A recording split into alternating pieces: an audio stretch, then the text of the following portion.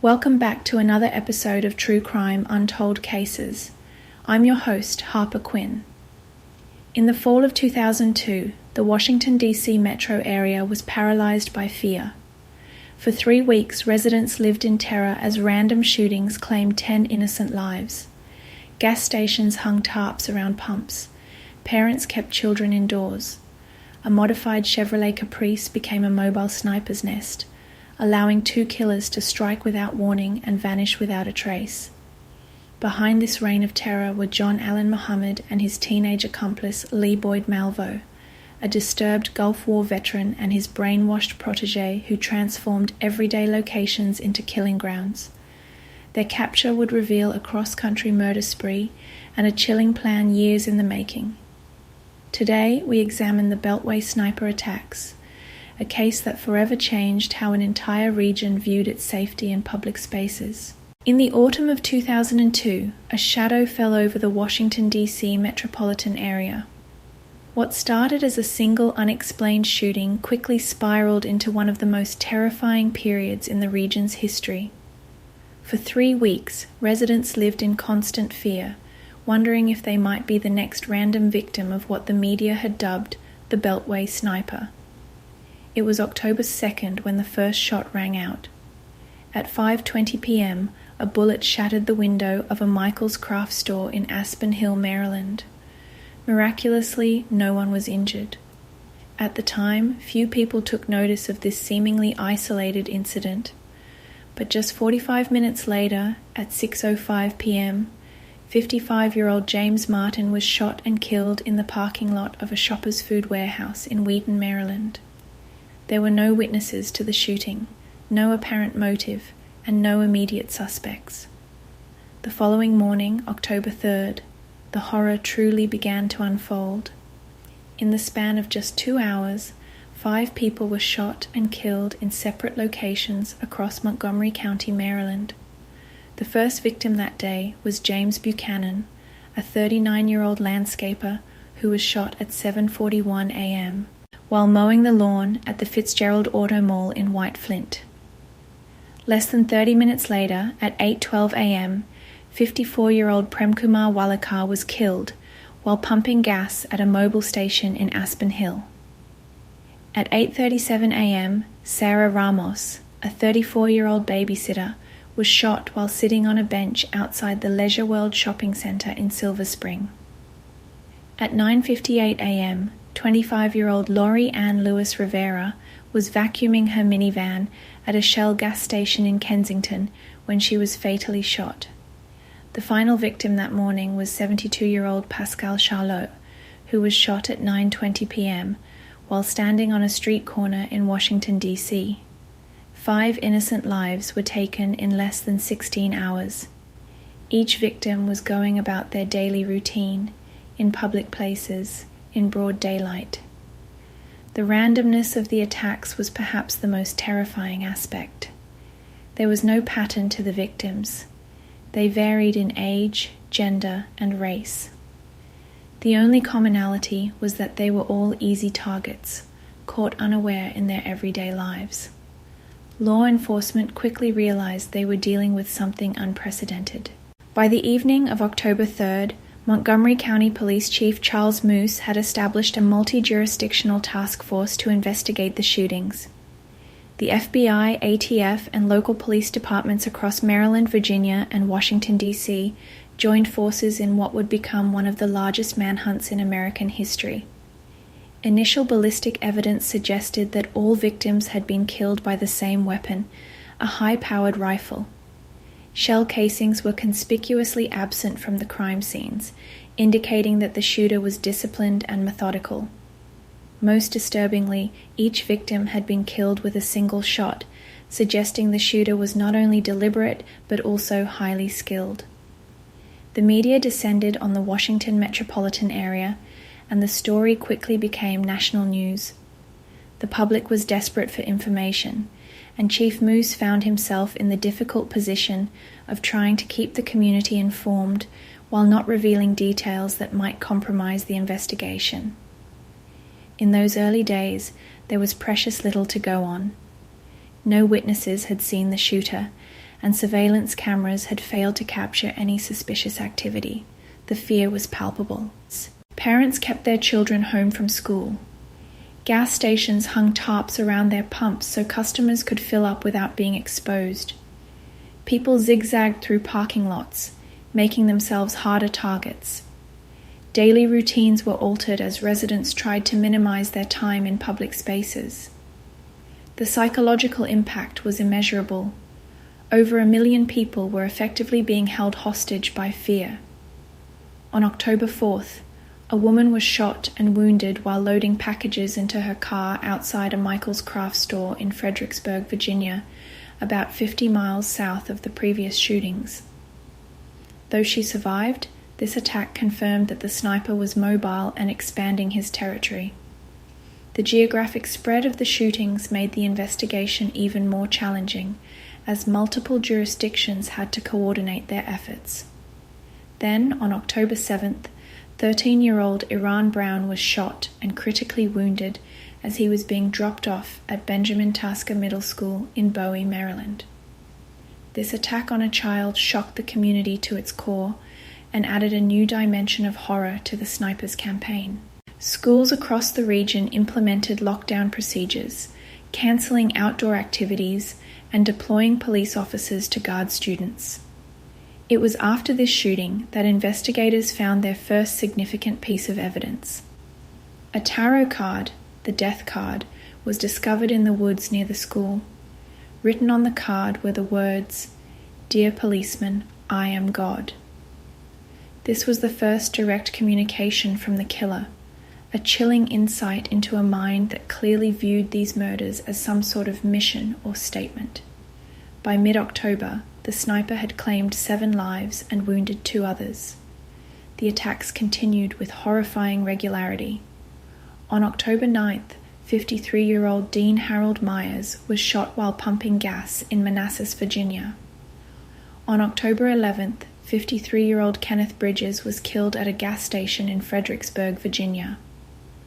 On October 14th, 47-year-old FBI analyst Linda Franklin was shot in the head in a Home Depot parking lot in Falls Church, Virginia, as her husband stood just feet away. With each new shooting, the pressure on law enforcement intensified. The task force was following up on thousands of leads, but progress was slow. The shooter was careful, leaving minimal evidence behind. The geographic spread of the attacks suggested the killer was using the extensive highway system around Washington, D.C. to strike and then quickly disappear. On October 19th, 37-year-old Jeffrey Hopper was shot in the parking lot of a Ponderosa Steakhouse in Ashland, Virginia, just north of Richmond. This attack, nearly 100 miles from Washington, D.C., demonstrated just how far the sniper was willing to travel. Hopper survived, and in the woods near the scene, investigators found another message from the killer, a 4-page letter demanding $10 million to stop the killings. The letter also referenced previous unsolved murders in other parts of the country, suggesting that the sniper's killing spree may have begun long before October 2nd. Most disturbingly, the letter contained a threat. "Your children are not safe anywhere at any time." This explicit threat against children led to heightened security measures at schools throughout the region. On October 22nd, 35-year-old bus driver Conrad Johnson was shot and killed while standing in the doorway of his bus in Aspen Hill, Maryland, the same area where the shootings had begun 3 weeks earlier. This would be the final attack in the sniper's campaign of terror. The breakthrough in the case came from an unexpected source. Throughout the investigation, the sniper had been attempting to communicate with authorities through phone calls to a police hotline and the written messages left at crime scenes. In one call, the sniper referenced a shooting in Montgomery, Alabama, which had occurred on September 21, 2002, just days before the D.C. area shootings began. This led investigators to review evidence from the Alabama case, where a liquor store employee had been killed and another wounded during a robbery. A print found on a magazine about weapons at the scene was eventually matched to 17-year-old Lee Boyd Malvo, whose fingerprints were in an immigration database. Further investigation revealed that Malvo was traveling with John Allen Muhammad, a 41-year-old Gulf War veteran. The connection to the Alabama shooting was the thread that unraveled the case. Investigators learned that Muhammad had a blue 1990 Chevrolet Caprice with New Jersey license plates. This information was released to the public on October 23rd, and in the early hours of October 24th, a truck driver spotted the Caprice at a rest stop off Interstate 70 near Myersville, Maryland. Police quietly surrounded the car and found Muhammad and Malvo sleeping inside. They were arrested without incident. In the car, investigators found a Bushmaster XM15 rifle, which ballistics tests would later confirm was the weapon used in the sniper attacks. The car itself had been modified. The back seat had been removed, and a hole had been cut into the trunk, creating a mobile sniper's nest from which Malvo could fire while remaining hidden. The arrests brought immediate relief to the Washington D.C. area. For the first time in 3 weeks, people felt safe to go about their daily lives without the constant fear of random violence. But as details about the killers emerged, the case only became more disturbing. John Allen Muhammad was born John Allen Williams on December 31, 1960, in New Orleans, Louisiana. He had served in the Gulf War as a combat engineer and had received training as a marksman, though he was not a sniper, as some initial reports suggested. After his military service, Muhammad's life took a series of downward turns. He went through a bitter divorce from his second wife, Mildred, losing custody of their 3 children. In 2001, he even kidnapped the children for a time before returning them. Muhammad had converted to Islam in 1985 and changed his name in 2001. He had expressed sympathy for the September 11th attackers, though no direct connection to terrorism was ever established as a motive for the sniper attacks. Instead, it seemed that Muhammad's bitterness over his divorce and custody battle may have played a significant role in his descent into violence. Lee Boyd Malvo was born on February 18, 1985, in Kingston, Jamaica. His mother, Una James, brought him to Antigua in 1998, where he met Muhammad in 2000. Muhammad took a liking to the teenager, and in 2001, they traveled to the United States together. Malvo's mother reported him missing, but by then, he was already under Muhammad's influence. The relationship between Muhammad and Malvo was complex and disturbing. Muhammad essentially became a father figure to Malvo, but he also subjected the teenager to an intense regimen of physical training and indoctrination. Malvo later described how Muhammad showed him violent videos repeatedly and trained him to shoot. Muhammad's control over Malvo was so complete that the teenager would later claim he had been brainwashed into participating in the killings. As investigators pieced together the timeline of Muhammad and Malvo's activities, they discovered that the pair had been on a cross-country crime spree for months before the D.C. area shootings began. They were linked to shootings and robberies in Washington State, Arizona, Georgia, Alabama, Louisiana, and Maryland. In total, they were suspected of killing at least 17 people and wounding 10 others across the United States. The trials of Muhammad and Malvo began in 2003. Due to the multi-jurisdictional nature of their crimes, there was significant debate about where they should be tried first. Eventually, it was decided that Muhammad would be tried in Virginia for the murder of Dean Harold Myers, while Malvo would be tried for the murder of Linda Franklin. Muhammad's trial began in October 2003. The prosecution presented a mountain of evidence, including the modified Caprice, the Bushmaster rifle, and DNA evidence linking Muhammad to the crimes. They also outlined what they believed to be Muhammad's ultimate motive, a plan to kill his ex-wife Mildred, who lived in the D.C. area, and make her death look like just another random sniper attack.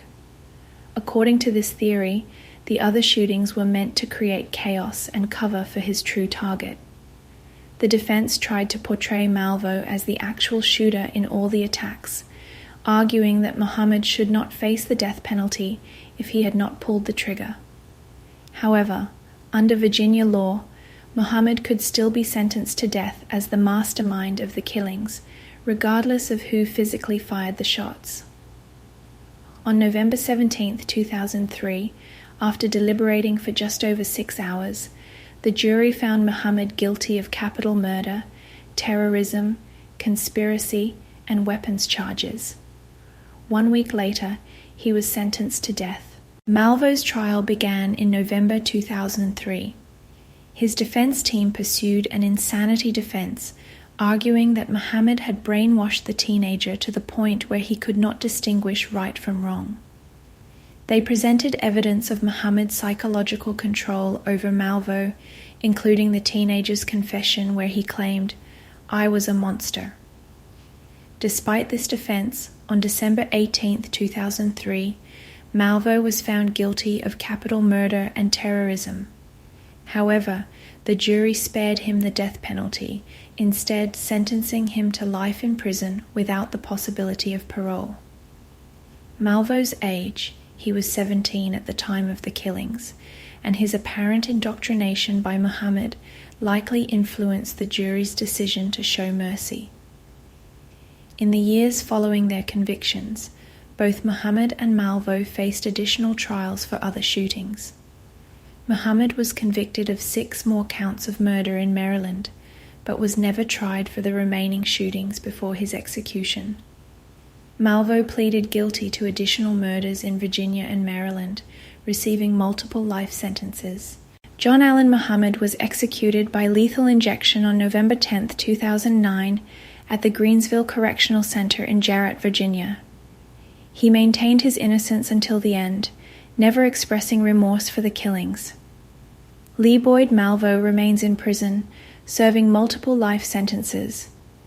In the years since his conviction, Malvo has expressed remorse for his actions and has claimed that he was sexually abused by Muhammad during their time together.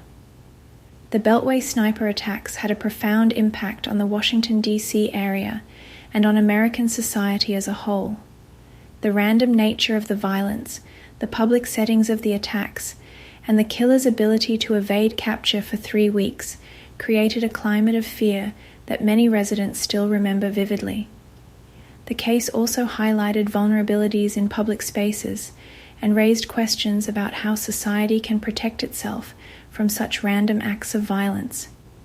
The investigation itself became a case study in multi-jurisdictional cooperation and the challenges of managing a high-profile manhunt in the age of 24-hour news coverage. Chief Charles Moose, who became the public face of the investigation, later wrote a book about his experiences titled 3 Weeks in October. For the families of the victims, the conclusion of the case brought a measure of justice, but could never truly compensate for their losses. The 10 people killed during the D.C. area spree, James Martin, James Buchanan, Premkumar Walekar, Sarah Ramos, Laurie Ann Lewis Rivera, Pascal Charlot, Dean Harold Myers, Kenneth Bridges, Linda Franklin, and Conrad Johnson, left behind grieving families and communities forever changed by violence. The Beltway sniper case remains one of the most infamous crime sprees in American history, a stark reminder of how vulnerable we can be in our daily lives and how 2 individuals can bring terror to an entire region. The randomness of the violence, the cold calculation behind it, and the twisted relationship between the killers continue to fascinate and disturb us, even decades later. The investigation into the Beltway snipers revealed a troubling backstory that helped explain how this deadly partnership formed. John Allen Muhammad's life had been marked by increasing instability in the years leading up to the attacks. After his honorable discharge from the Army in 1994, where he had served as a combat engineer and earned expert rifle qualifications, Muhammad struggled to maintain steady employment.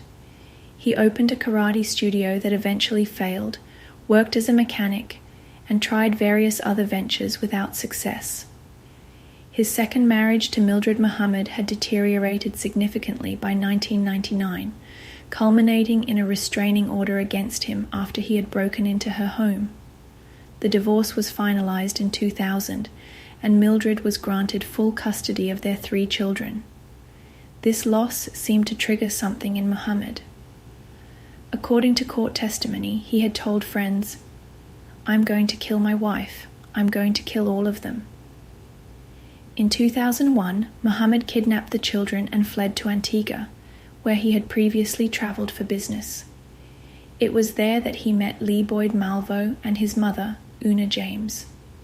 Muhammad presented himself as a father figure to the teenage Malvo, offering to help him and his mother immigrate to the United States. Una James eventually went to Fort Myers, Florida, while Muhammad brought Malvo to Bellingham, Washington. In Washington state, Muhammad began the process of molding Malvo into an accomplice. He isolated the teenager, controlling what he ate, what he read, and who he spoke to. Muhammad subjected Malvo to a strict regimen of physical training, including running, swimming, and martial arts. He showed the teenager violent films and video games repeatedly, desensitizing him to violence.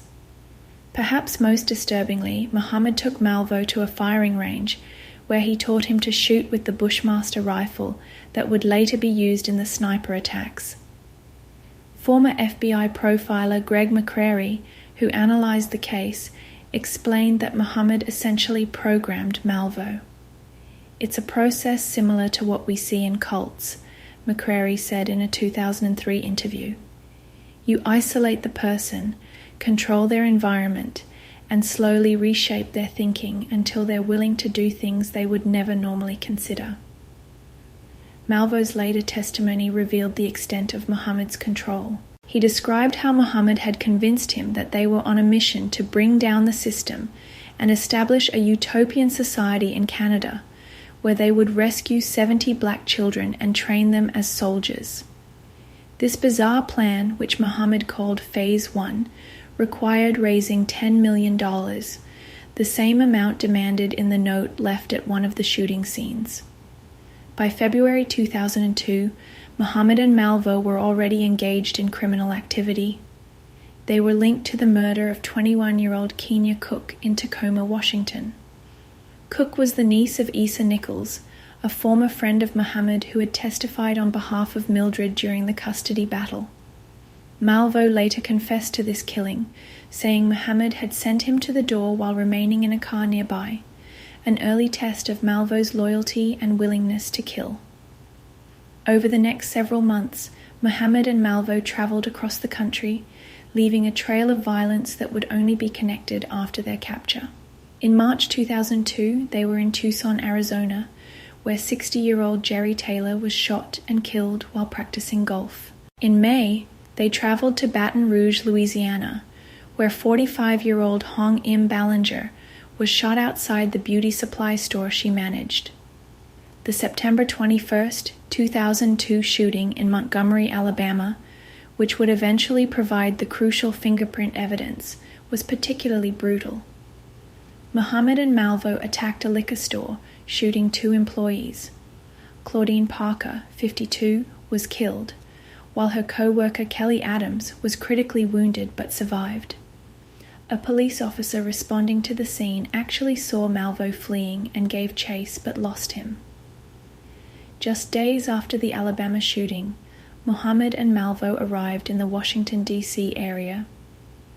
Investigators later theorized that Muhammad chose this region specifically because his ex-wife Mildred was living in Clinton, Maryland, with their children. The random shootings would create a smokescreen for his ultimate plan to kill her, a murder that would be lost among the others. The modified 1990 Chevrolet Caprice that served as their mobile sniper's nest demonstrated the methodical planning behind the attacks. The car had been purchased for $250 from a New Jersey junkyard in September 2002. Muhammad had removed the back seat and cut a hole in the trunk, creating a space from which Malvo could fire the rifle while remaining completely hidden. The car's dark blue color helped it blend in with other vehicles, and its large trunk provided ample space for both the shooter and the rifle. Former ATF agent Mike Bouchard, who was part of the task force, described the setup. It was ingenious in its simplicity. They could drive up, take the shot through the hole in the trunk, close the lid, and drive away without anyone seeing a rifle or a shooter. To witnesses, it just looked like a car driving away from the scene. This mobile shooting platform explained one of the most perplexing aspects of the case: how the shooter could fire in broad daylight in public places without being seen.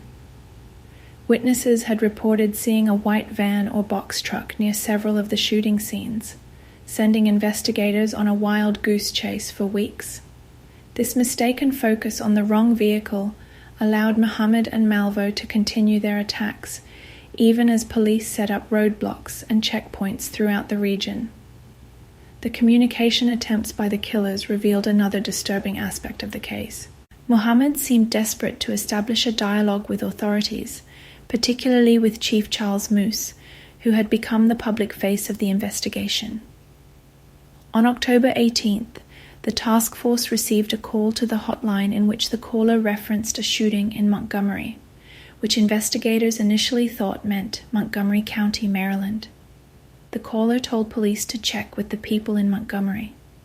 This eventually led investigators to the Alabama shooting and the crucial fingerprint evidence.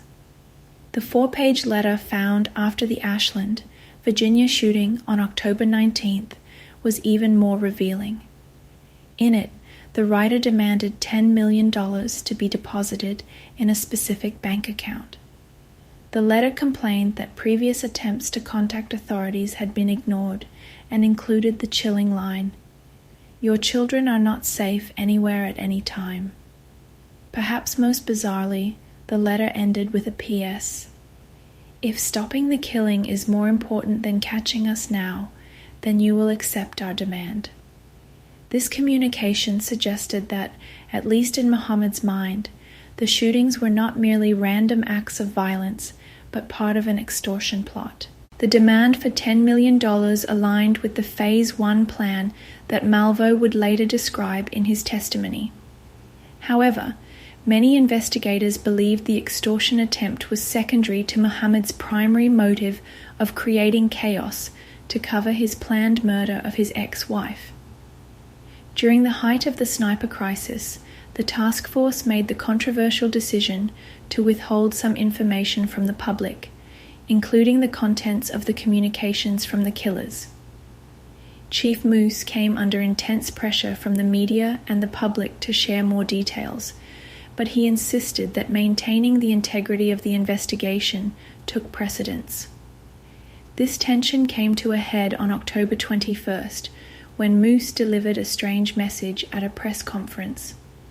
"We have caught the sniper like a duck in a noose."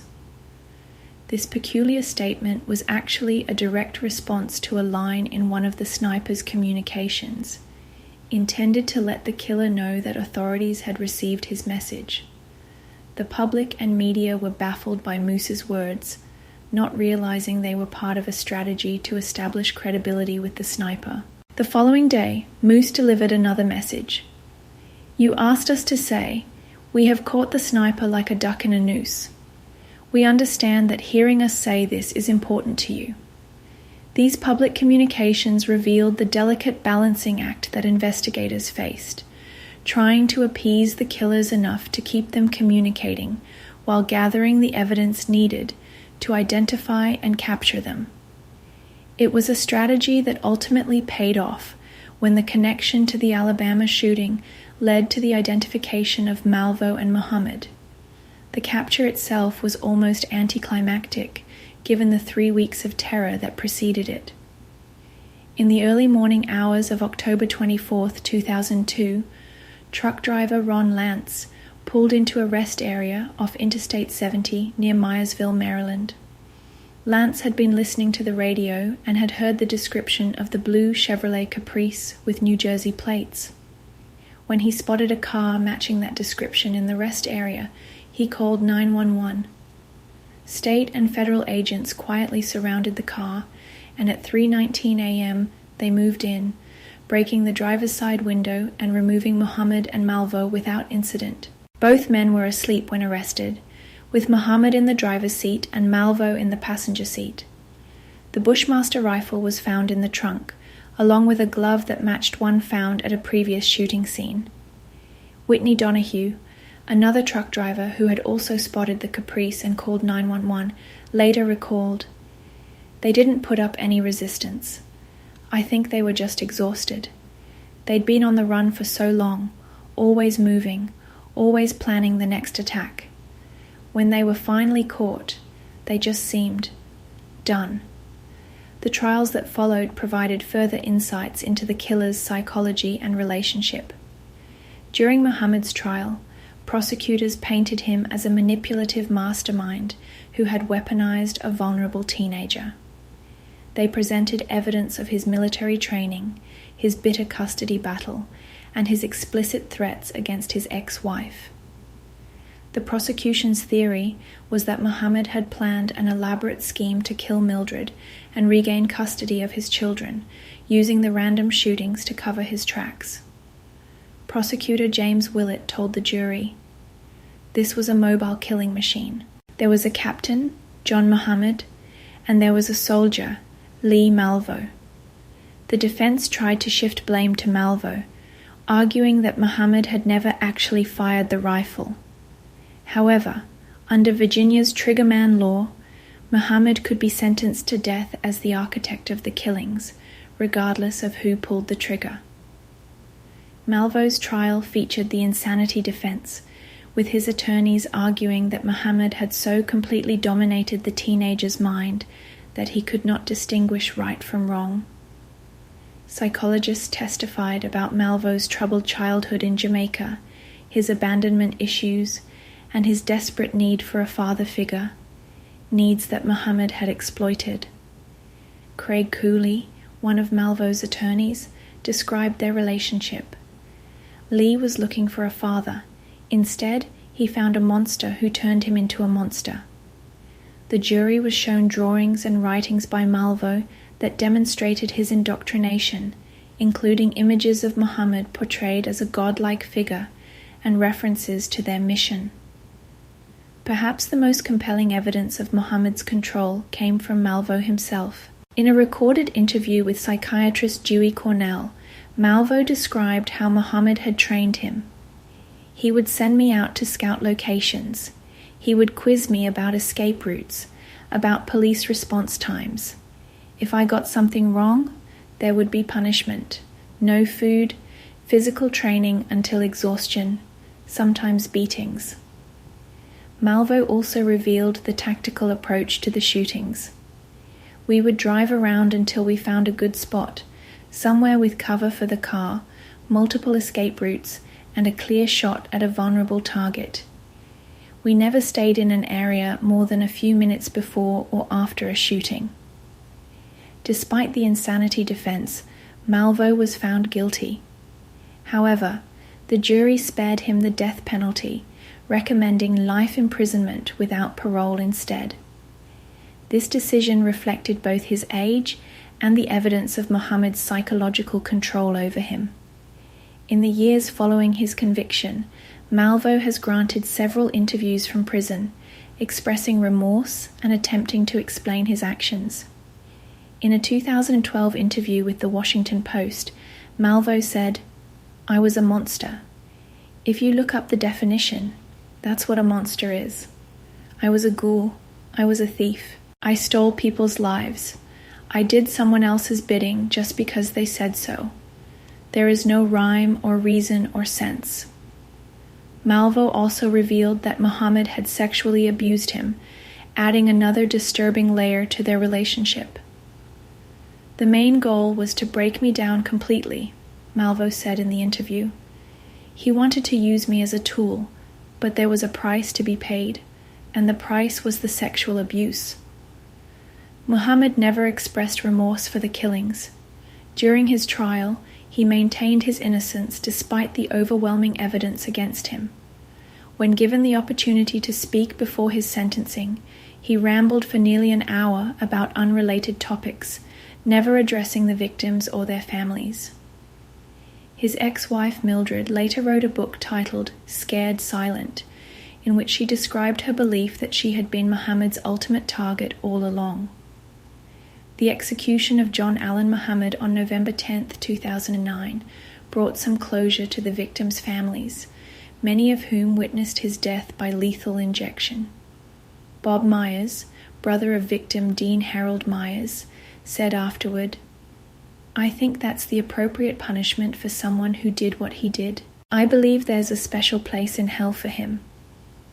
For the communities affected by the sniper attacks, the psychological impact lingered long after Muhammad and Malvo were captured. The random nature of the violence had shattered the sense of safety that people take for granted in their daily lives. Simple activities like pumping gas, shopping, or waiting for a bus had become fraught with fear. Schools had implemented duck-and-cover drills, and businesses had lost millions as people avoided public spaces. Dr. Brian Engdahl, a psychologist who studied the community impact, noted, "What made this case so traumatic was the randomness. When violence has no pattern, when anyone could be a victim at any time, it creates a pervasive anxiety that's difficult to overcome. For many people in the DC area, that anxiety didn't immediately disappear when the snipers were caught." The case also had significant implications for law enforcement. The multi-jurisdictional task force that formed to investigate the shootings became a model for future collaborations. The case highlighted both the strengths and weaknesses of such large-scale operations. The pooling of resources and expertise was crucial, but communication challenges and jurisdictional disputes sometimes hindered progress. The media coverage of the case raised ethical questions as well. Some critics argued that the 24-hour news cycle had inadvertently aided the killers by broadcasting details of the investigation that allowed Muhammad and Malvo to adapt their tactics. Others pointed out that the media had helped spread the description of the Caprice that ultimately led to the sniper's capture. In the years since the attacks, there have been legal developments in Malvo's case.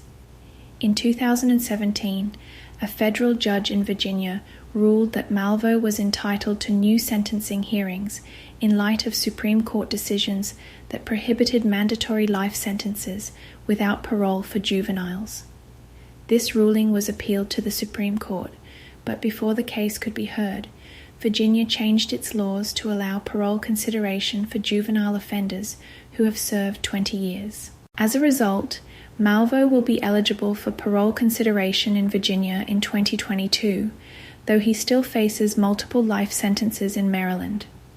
For the families of the victims, these legal proceedings have reopened old wounds.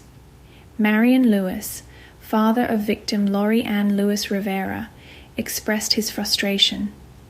"We thought this was over. We thought we had justice. Now we have to relive it all again." Other family members have been more philosophical. Vicky Snyder, sister of victim James Sonny Buchanan, said, "I believe in justice, but I also believe in redemption. If he has truly changed, if he understands what he did, maybe that's something to consider." The Beltway sniper case remains one of the most thoroughly documented and studied crime sprees in American history. The extensive evidence collected, including the modified car, the rifle, DNA samples, fingerprints, written communications, and recorded confessions, has provided criminologists, psychologists, and law enforcement professionals with valuable insights into the dynamics of team killers, the process of indoctrination, and the challenges of investigating crimes across multiple jurisdictions. The case has been the subject of numerous books, documentaries, and academic studies. Chief Charles Moose's book, 3 Weeks in October, provided an insider's view of the investigation. Journalist Del Quentin Wilbur's Ravenous detailed the manhunt from multiple perspectives. FBI profiler John Douglas analyzed the case in his work on criminal psychology. Each examination has added to our understanding of this complex and disturbing chapter in American crime history. Perhaps the most important legacy of the Beltway sniper case is the reminder of the profound human cost of such violence. The 10 people killed in the D.C. area shootings and the others killed across the country were not just statistics or headlines. They were individuals with families, friends, hopes and dreams, all cut short by senseless violence. James Martin, 55, was a program analyst for the National Oceanic and Atmospheric Administration and a Vietnam veteran. James Sonny Buchanan, 39, had left a career in finance to start a landscaping business and devoted much of his time to mentoring inner-city youth. Prem Kumar Walekar, 54, was a taxi driver who had immigrated from India and was saving money for his daughter's wedding. Sarah Ramos, 34, was described by friends as a devoted wife who had recently become a U.S. citizen. Laurie Ann Lewis Rivera, 25, was a nanny and the mother of a young daughter. Pascal Charlot, 72, was a retired carpenter who had immigrated from Haiti and was known for helping neighbors with home repairs. Dean Harold Myers, 53, was a Vietnam veteran and civil engineer who had just finished a day's work. Kenneth Bridges, 53, was a businessman and father of 6 who had co-founded a marketing distribution company focused on creating opportunities for minorities. Linda Franklin, 47, was an FBI intelligence analyst and cancer survivor. Conrad Johnson, 35, was a bus driver and father of 2 who was known for his friendly demeanor with passengers. Each of these individuals represented a life cut short, a family left grieving, and a community diminished by their loss. The Beltway sniper case reminds us of our shared vulnerability and the incalculable value of each human life. It stands as a sobering example of how quickly terror can descend upon ordinary places, and how the actions of 2 individuals can affect millions. 2 decades after the attacks, the Washington D.C. metropolitan area has healed, but not forgotten. Memorial services are still held on anniversaries of the shootings. Some gas stations display small plaques honoring those who fell. And for many residents who lived through those 3 weeks of fear in October 2002, certain habits remain. A lingering wariness in open spaces, a tendency to scan rooftops and parking lots, a moment's hesitation before stepping out of the car. The Beltway sniper case stands as one of the most terrifying episodes of random violence in American history, a stark reminder of human vulnerability and resilience in the face of senseless terror.